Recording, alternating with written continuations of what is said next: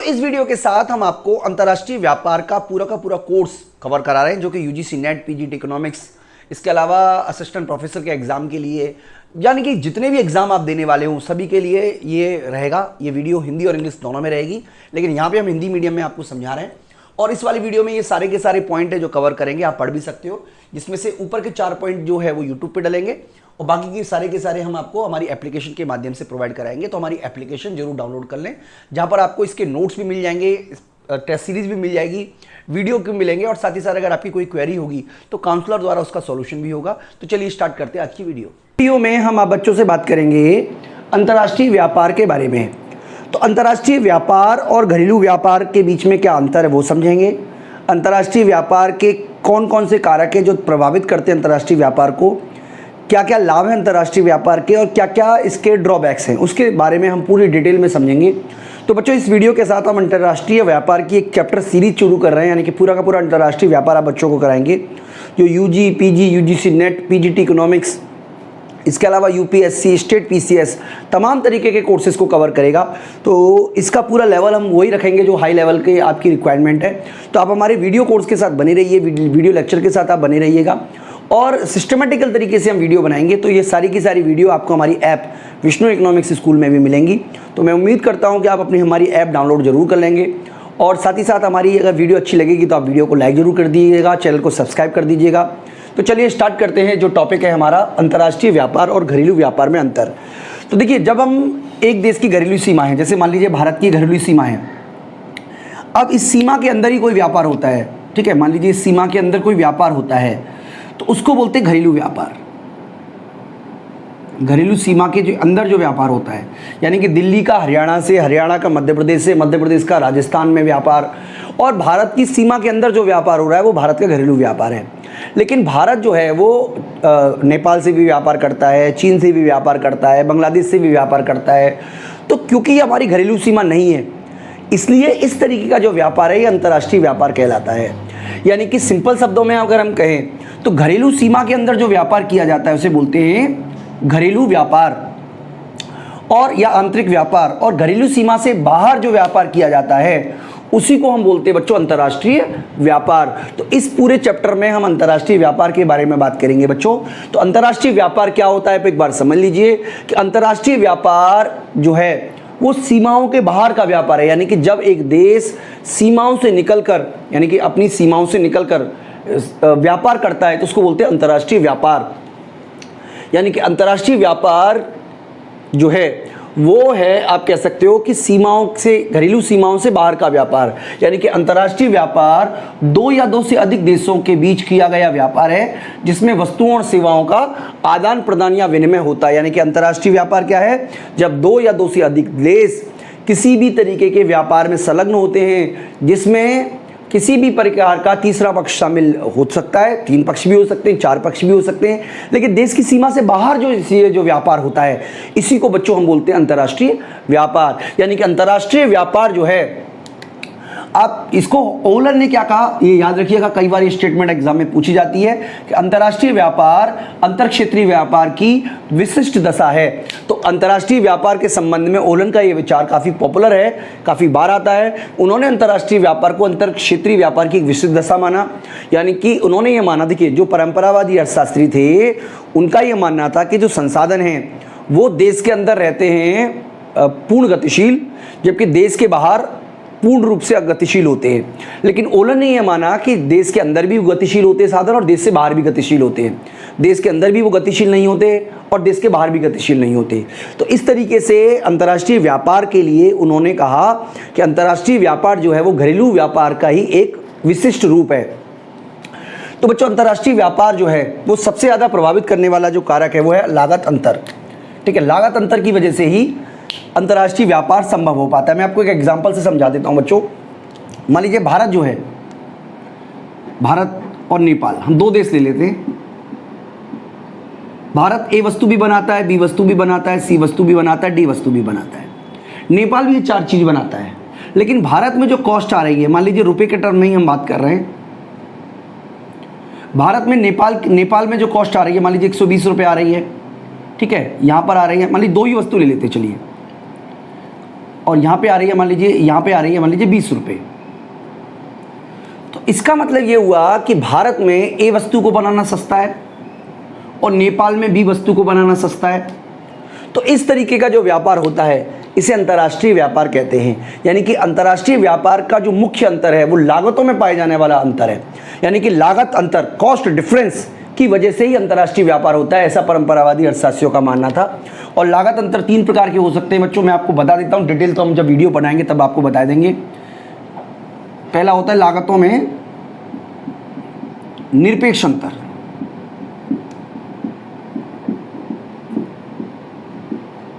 निरपेक्ष अंतर। दूसरा होता है लागतों में सापेक्ष अंतर,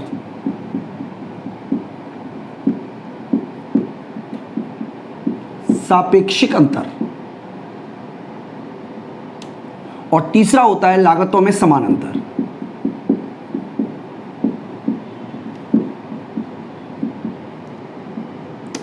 तो बच्चों अंतर्राष्ट्रीय व्यापार का हम ये वाले सिद्धांत बनाएंगे, सापेक्षिक कह लो, तुलनात्मक कह लो।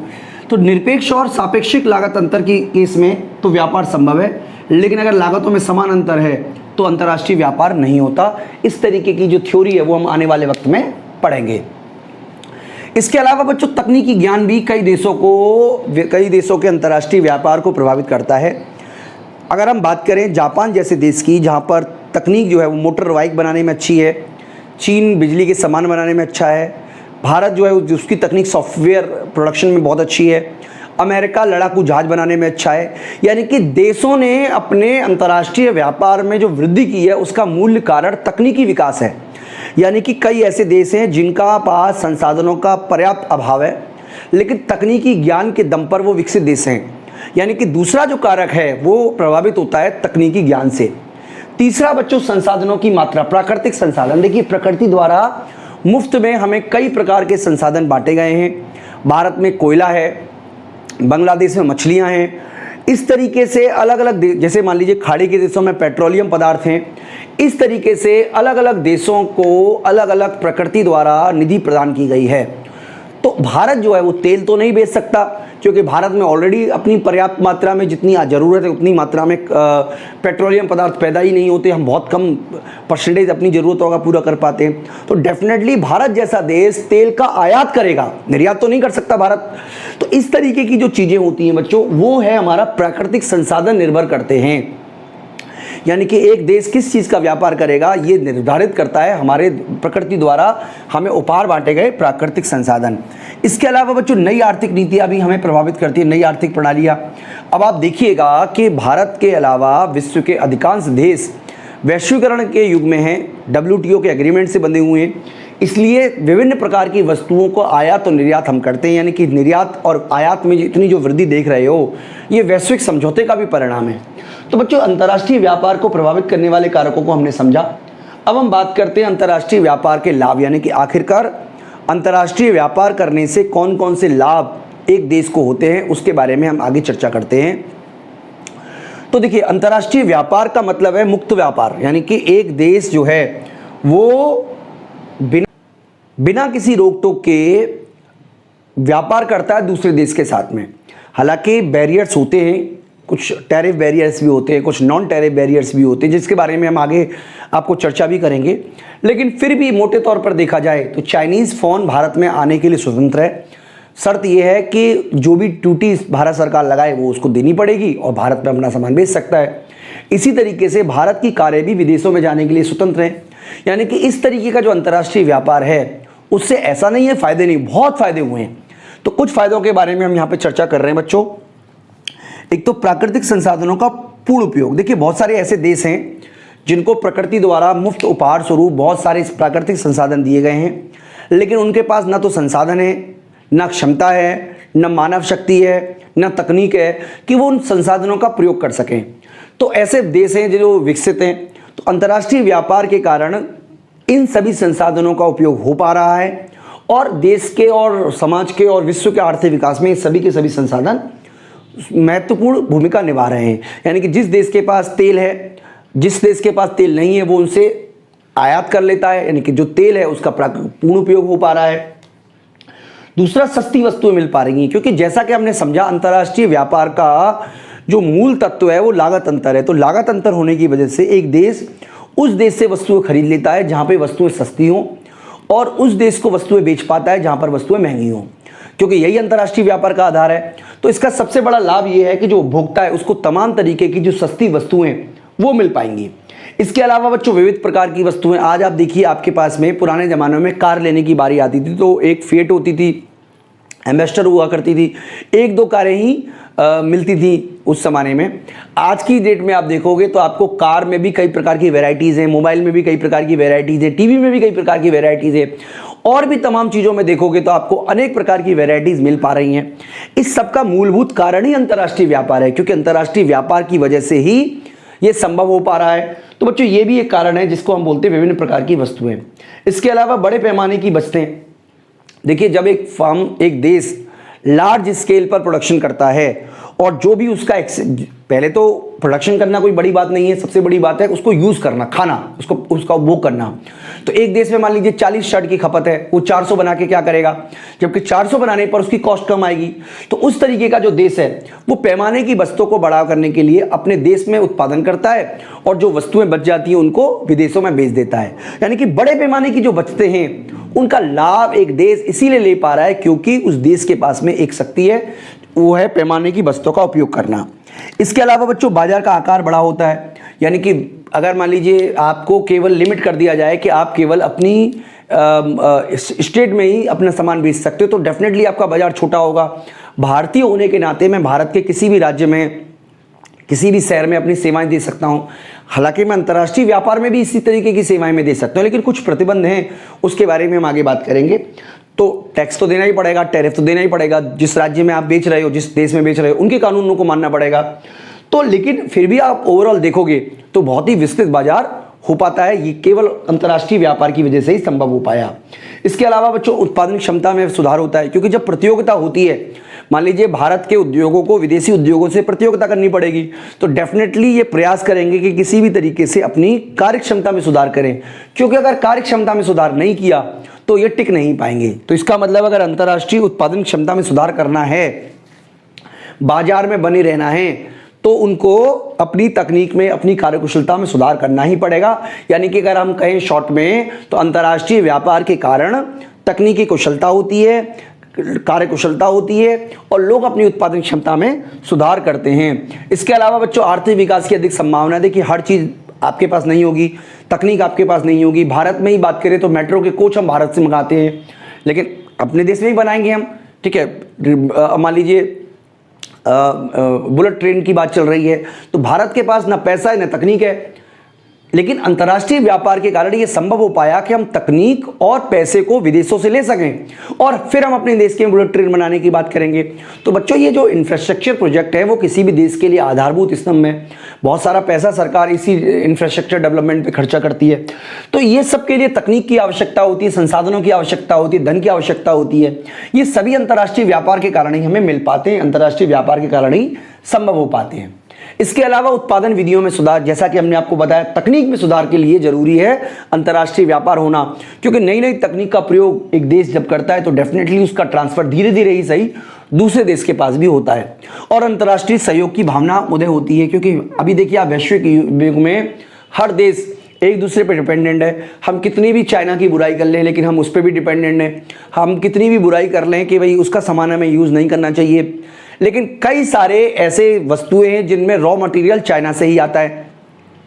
तो कहीं ना कहीं चाइना की जो इकोनॉमी वो भारतीय इकोनॉमी पे भी डिपेंडेंट है। आप चाहे दूर दूर से कितनी भी झगड़े की बात कर लो, लेकिन अंदर से आप जानते हो कि भारत से झगड़ा करना किसी भी लिहाज से चीन के लिए भारी ही पड़ेगा। तो ये सब इसीलिए हो पा रहा है बिकॉज अंतर्राष्ट्रीय व्यापार में हम इन्वॉल्व हैं। ठीक है बच्चों, अंतर्राष्ट्रीय व्यापार की हानियां भी हैं। बच्चों देखो ऐसा नहीं है अंतर्राष्ट्रीय व्यापार के केवल पॉजिटिव साइड भी है, कुछ नेगेटिव साइड भी है। अगर आप देखोगे अंतर्राष्ट्रीय व्यापार की वजह से तो बहुत सारे ऐसी हैं जो संसाधन है उनका अनुचित उपयोग हो रहा है, एक्सप्लोटेशन हो रहा है बाजार का भी। आप देखिए बहुत सारी, जैसे चाइना है, चाइना अपना सामान बेचने के लिए डंपिंग का यूज़ करता है, सस्ती दरों पे भारत में वस्तु बेचता है। तो प्राकृतिक संसाधनों का एक तरीके का दुरुपयोग ही हुआ। इसके अलावा एक देश अगर बड़ी मात्रा में विदेशों से वस्तुएं आयात करता है तो उस देश का भुगतान से इस घाटे में होगा। डेफिनेटली जब भुगतान से इसमें घाटे में होगा तो इनकम का बहुत बड़ा हिस्सा उसको विदेशों को पेमेंट करने में चुकाना पड़ेगा, यानी कि जो वो विकास कर सकता था अब वो उतना विकास नहीं कर पाएगा। इसके अलावा अंतर्राष्ट्रीय ऋण भी एक समस्या बन जाती है। आप जब ऋण लेते हो तो उस पर ब्याज भी देना पड़ेगा।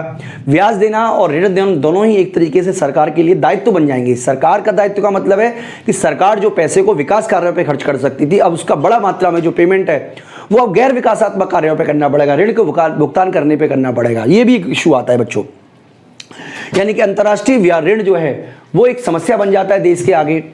इसके अलावा घरेलू उद्योगों को हानि होती है, क्योंकि देखिए विदेशी उद्योग शक्तिशाली होते हैं, प्रतिभाशाली होते हैं, उनके पास कुशल तकनीक होती है। घरेलू उद्योग, खासतौर पे वे घरेलू उद्योग जो अपनी शिशु अवस्था में हैं, जिन्होंने अभी विकास किया है, वो अभी 2 साल 5 साल 10 साल हुए हैं, वो बड़े बड़े उद्योगों से सामना नहीं कर पाते, जिसकी वजह से नुकसान पूरे के पूरे अर्थव्यवस्था को होता है और घरेलू उद्योगों को हानि होती है। इसके अलावा बच्चों अगर आप देखोगे अंतर्राष्ट्रीय विनिमय दर में लगातार उतार चढ़ाव होते रहते हैं। अंतर्राष्ट्रीय व्यापार जो है वो भी इसका एक कारण है, क्योंकि एक देश जब बड़ी मात्रा में विदेशों से वस्तुएं खरीदेगा तो डेफिनेटली उसकी विनिमय दर में खराबी आएगी, कमी आएगी। यानी कमी मतलब सुधार तो नहीं होगा कह सकते उसको, विनिमय दर में वृद्धि होगी, जो उस देश के लिए एक तरीके से विनिमय दर में गिरावट है। तो ये सारे के सारे उतार चढ़ाव भी अंतर्राष्ट्रीय व्यापार की वजह से ही आते हैं। इसके अलावा बच्चों राजनीतिक हस्तक्षेप करते हैं, क्योंकि अगर आप किसी एक देश पर निर्भर हो, मान लीजिए भारत काफ़ी बड़ी मात्रा में आत्मनिर्भर है, लेकिन अगर मान लें हम के एक देश है चीन पे हम निर्भर हैं, तो डेफिनेटली चीन हमारे राजनीतिक मामलों में, आंतरिक मामलों में हस्तक्षेप कर सकता है, जो कि किसी भी देश को नहीं करना चाहिए। भारत का आंतरिक मामले में भारत के निवासियों को, भारतीयों को ही हस्तक्षेप करने का हक है, किसी और देश को नहीं है। लेकिन हम चाहें भी तो भी ऐसा संभव नहीं हो पाता, क्योंकि जिस व्यक्ति ने ऋण दिया है या जहाँ से हम वस्तुओं पे निर्भर हैं वो डेफिनेटली हमारे देश के आंतरिक मामलों में हस्तक्षेप कर सकता है। इसके अलावा बच्चों कई बार युद्ध का कारण भी बना है अंतर्राष्ट्रीय व्यापार, क्योंकि एक देश जब प्रतिबंध लगा देता है दूसरे देश पर अपने उद्योगों को संरक्षण करने के लिए, तो दूसरा देश उसके प्रति कई बार आक्रामक नीति भी अपनाता है या अपना सकता है। इसके अलावा बच्चों कुछ अर्थशास्त्रियों का मानना है कि अंतर्राष्ट्रीय व्यापार का लाभ केवल विकसित देशों से हुआ है, अल्प विकसित देशों को या पिछड़े हुए देशों को इसका कोई लाभ नहीं हुआ। इसके देखिए मूल कारण ये है कि जो विकसित देश है वो उत्पादक वस्तुओं को बेचते हैं, वो मशीनों को बेचते हैं, वो लग्जरी गुड्स को बेचते हैं, जिसकी मांग लोचदार होती है, यानी कि कीमत आय बढ़ने पर ऐसी वस्तु की ज़्यादा मांग की जाएगी देश द्वारा। लेकिन भारत जैसे अल्प विकसित देश आमतौर पर खाद्य पदार्थ बेचते हैं, गेहूं बेचेंगे, चावल बेचेंगे, सब्जियां बेचेंगे, और इन सब की जो मांग है वो बेरोजगार होती है। इस प्रकार से हम समझते हैं बच्चों, आगे वाले वक्त में हम पूरी की पूरी थ्योरी के भी पढ़ेंगे, जिसमें हम बताएंगे किस तरीके से अंतर्राष्ट्रीय व्यापार का लाभ जो है वो केवल और केवल विकसित देशों को ही हुआ है। तो बच्चों अब हम आने वाले वक्त में एक तरीके से आप समझ लीजिए अंतर्राष्ट्रीय व्यापार के ऊपर पूरी की पूरी सीरीज शुरू करेंगे बच्चों, और आप हमारी वीडियो चैनल के साथ बने रहिएगा। मैं उम्मीद करता हूं कि इस वीडियो के माध्यम से भी और आने वाली वीडियो के माध्यम से भी आप बच्चों को बहुत फायदा होगा। वीडियो को लाइक जरूर कर दीजिएगा, चैनल को सब्सक्राइब कर दीजिएगा, और अगर आपने हमारी ऐप डाउनलोड नहीं की है तो आप ऐप जरूर डाउनलोड कर लीजिएगा। इस वीडियो में इतना ही दोस्तों, थैंक यू।